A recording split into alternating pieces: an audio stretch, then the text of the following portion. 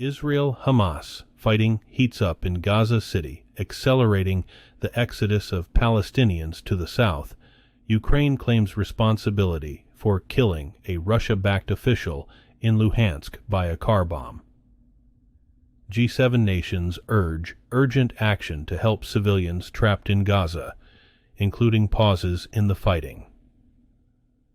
Today is Thursday, November 9th, 2023, and this is the Dunkley Report. Thousands of Palestinians are streaming out of northern Gaza on foot in an accelerating exodus.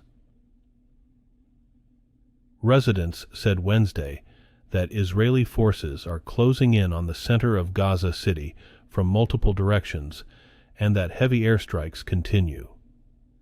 Ground forces were reported to be within a mile of Shifa Hospital. The Israeli military says Hamas' main command center is located in and under the hospital. Hamas disputes that claim. With tens of thousands still in the north in the assault's path, those fleeing said humanitarian conditions were rapidly deteriorating.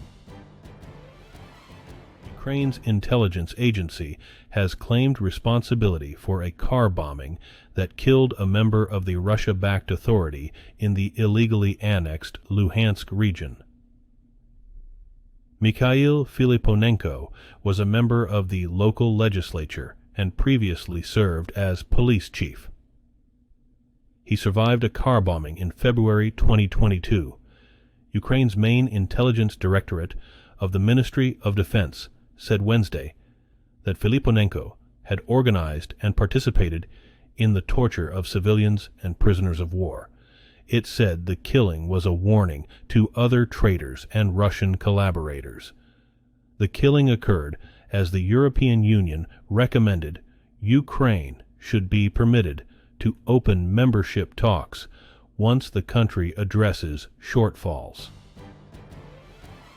Top diplomats from the Group of Seven leading industrial democracies have called for urgent action to help civilians trapped in an increasingly dire situation in Gaza, including pauses in the fighting to allow aid in and people out in announcing a unified stance on the Israel-Hamas war. In a statement following 2 days of intensive talks in Tokyo, the nations sought to balance the need to help Palestinians in the besieged enclave with unequivocal criticism of Hamas' Oct. 7 cross-border attack and support for Israel's right to self-defense. But the statement adds to pressure on Israel, which previously resisted U.S. calls for a humanitarian pause. The pace of Palestinian civilians fleeing the combat zone in northern Gaza has picked up as Israel's air and ground campaign there intensifies. The UN Office for the Coordination of Humanitarian Affairs said about 15,000 people fled Tuesday, compared to 5,000 on Monday and 2,000 on Sunday. The numbers appeared to be greater Wednesday. The densely populated northern area of Gaza, specifically Gaza City, and adjacent crowded urban refugee camps, are the focus of Israel's campaign to crush Hamas, the militant group that has ruled Gaza for 16 years. The war, now in its second month, was triggered by the Oct. 7 Hamas attack on southern Israel. From Western capitals to Muslim states, protest rallies over the Israel-Hamas war have made headlines. But one place known for its vocal pro-Palestinian stance has been conspicuously quiet: Indian-controlled Kashmir. Indian authorities have barred any solidarity protest in Muslim-majority Kashmir and asked Muslim preachers not to mention the conflict in their sermons. The government-enforced silence comes as India walks a tightrope between the warring sides, with close ties to both.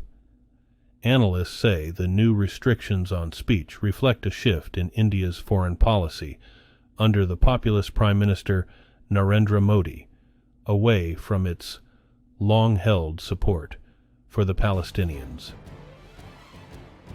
Even before last month's Hamas attacks in Israel, the leader of Hungary had long promoted his country as the safest in Europe for Jews.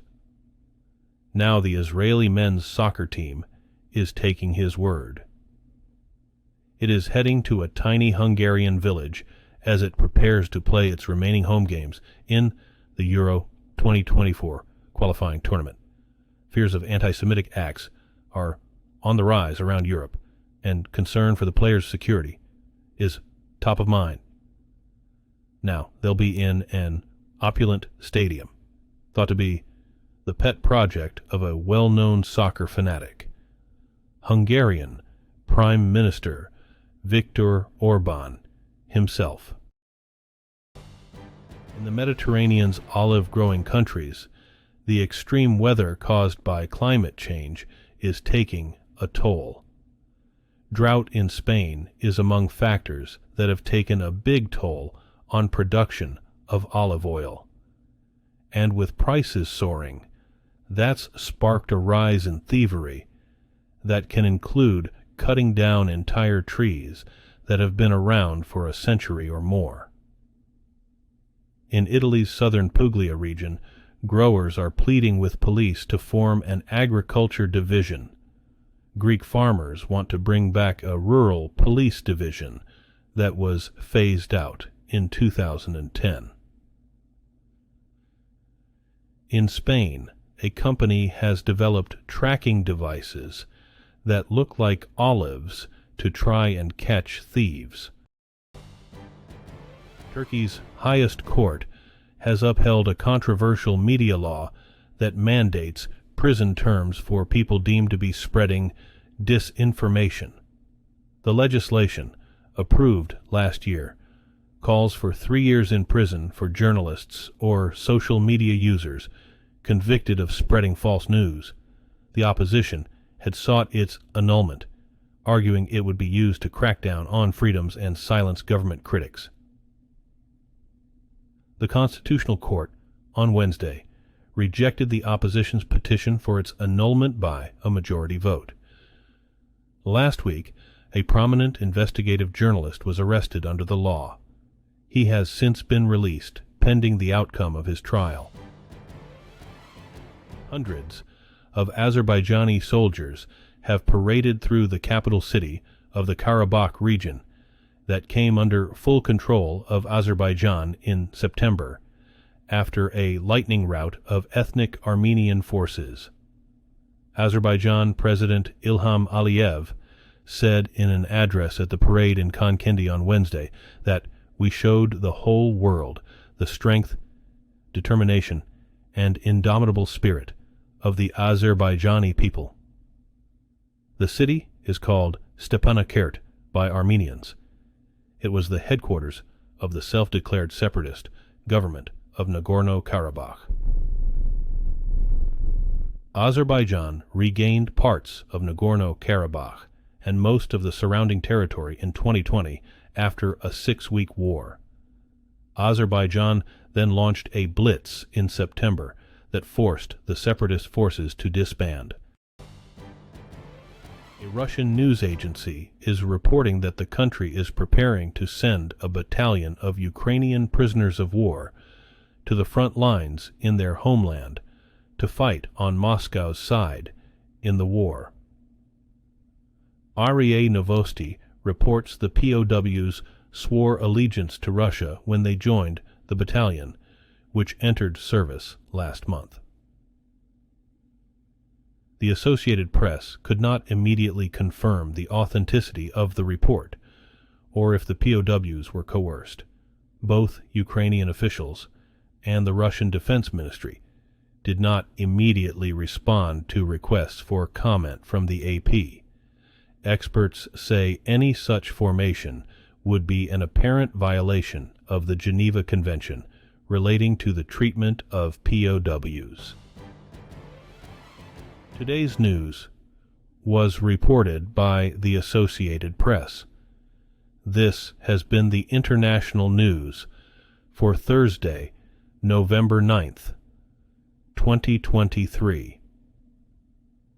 Thanks again for joining us here at the Dunkley Report.